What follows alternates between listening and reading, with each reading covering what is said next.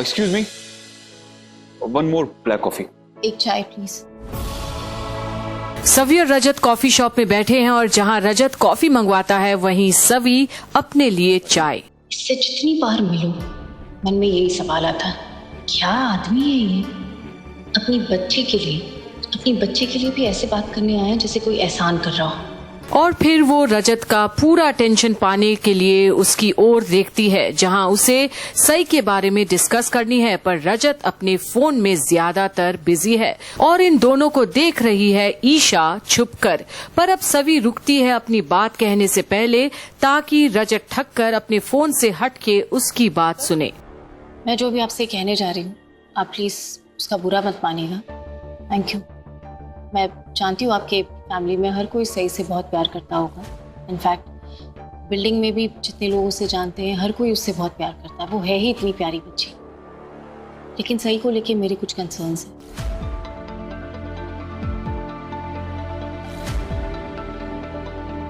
सुन रहा हूँ मैं, बताइए क्या कंसर्न्स हैं आपके? मिस्टर ठक्कर, मैंने सही को बिल्डिंग में सबके साथ देखा है, स्कूल में भी देखा है और मैं खुद भी उसके साथ काफ़ी वक्त बिताती हूँ। और मैंने एक चीज़ ऑब्जर्व की है उसके बारे में। सही खुद को बहुत अकेला महसूस करती है। उसे थोड़ा एक्स्ट्रा प्यार और थोड़ा एक्स्ट्रा केयर की ज़रूरत है। उसे अपने दादा दादी के प्यार से ज़्यादा अपने मम्मी पापा के प्यार की जरूरत है। पर कहीं ना कहीं रजत ठक्कर सभी से ये सब बातें सुनकर ना तो इम्प्रेस्ड है और ना ही उसे कोई फर्क पड़ता है, पर दूर खड़ी ईशा को जरूर कुछ कुछ तो हो रहा है। क्या आप अपने बिजी शेड्यूल से थोड़ा वक्त सही के लिए निकाल सकते हैं? बहुत स्पेशल बच्ची है वो। उसे मिलते ही ना मुझे भी एक कनेक्शन फील हुआ है, लेकिन उसकी आंखों में मुझे उदासी नजर आती है। उसे अपनी मम्मी पापा की कमी महसूस होती है। तो क्या आप प्लीज? मुझे ऐसा लगता है कि आप सही के बारे में कुछ ज्यादा ही सोच रही हैं। इतना सोचने की जरूरत नहीं है। सही एक भरे पूरे परिवार में रहती है।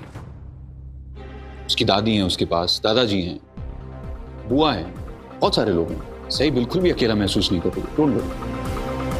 जहां सवी अब भी अपने बात को आगे रखते हुए कहती है कि सब कोई होंगे सई के पास, लेकिन उसे अपनी माँ बाप की ज्यादा जरूरत है, उनकी अटेंशन पाना।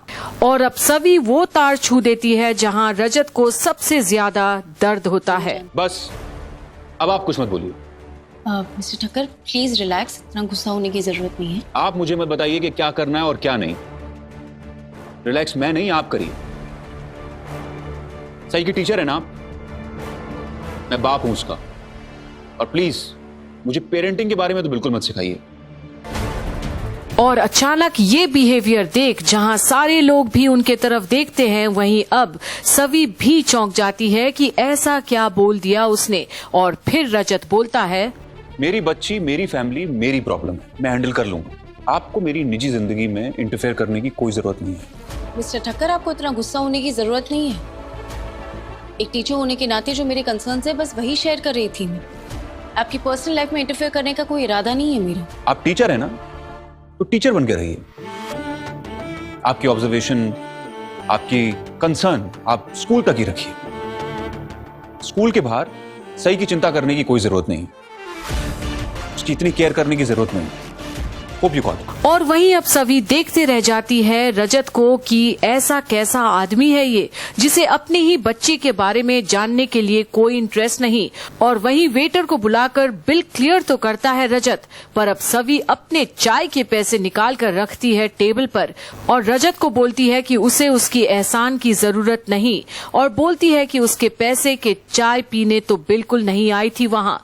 और फिर रजत भी अपने आप को बिजनेसमैन बताते हुए सभी को कह देता है कि उसे भी किसी के एहसान लेने की जरूरत नहीं है। ज्वेलरी बॉक्स गिफ्ट कर रहा है? ज्वेलरी बॉक्स गिफ्ट कर रहा है मतलब मैटर काफी सीरियस है। ये लीजिए आपका ब्रेसलेट, सही से टूट गया था गलती से, रख लीजिए।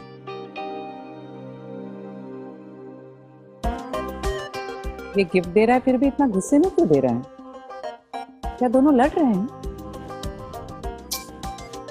कुछ सुनाई नहीं दे रहा मुझे। इसकी जरूरत नहीं है, बच्ची है वो, टूट गया तो टूट गया, नहीं चाहिए मुझे ये। रख लीजिए, और ना मुझे आपका एड्रेस पता है, आपके घर भिजवा दूंगा।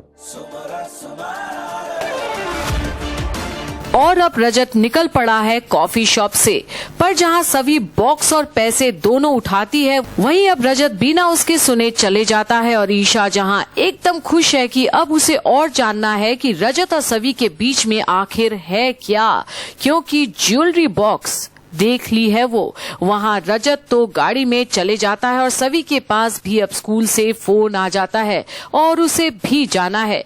और अब ईशा निकलती है जासूसी करने रजत ठक्कर का।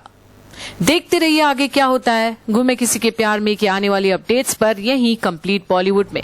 दोनों एक दूसरे से लड़ रहे थे, पर रजत ने तो सभी को ज्वेलरी बॉक्स गिफ्ट किया और सभी ने भी ज्वेलरी बॉक्स एक्सेप्ट कर लिया। इसका मतलब तो यही हुआ ना पापा कि मैटर बहुत बहुत सीरियस है। मेरी बच्ची ने रजत को पसंद कर लिया।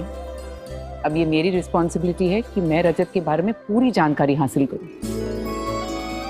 आखिर ये मेरी बेटी की जिंदगी का सवाल है। इच्छा करती हूं मैं इसे। ऑटो ऑटो, देखो वो जो गाड़ी जा रही है ना, बस उसके पीछे चलो अभी। अरे रुको, मुझे बैठने दो, चलो चलो।